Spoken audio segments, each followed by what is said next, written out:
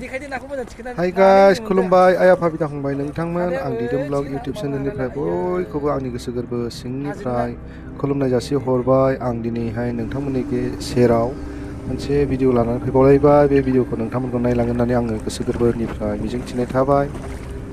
नोंथांमोनहा मोजां मोनोबा लाइक कमेन्ट आरो साबस्क्राइब खालामदो। सोरबाफोर गोदानफोर दङबा आरो अननानै शेयार खालामनानै होबावदो।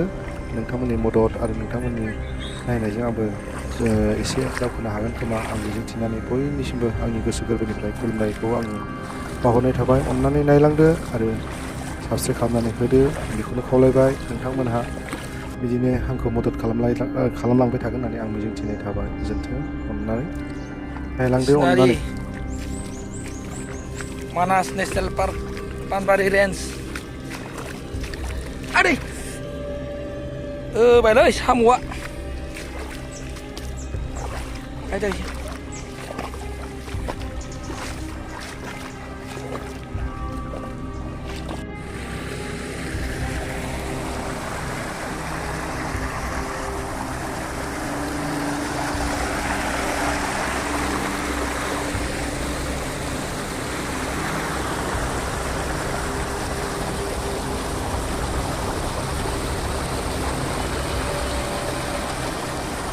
माइ गायग्रा दुब्लिबारि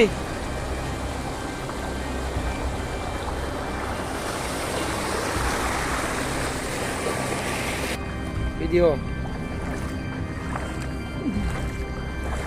स्राय आयना बायदि दैखा नुगोनसै नामा?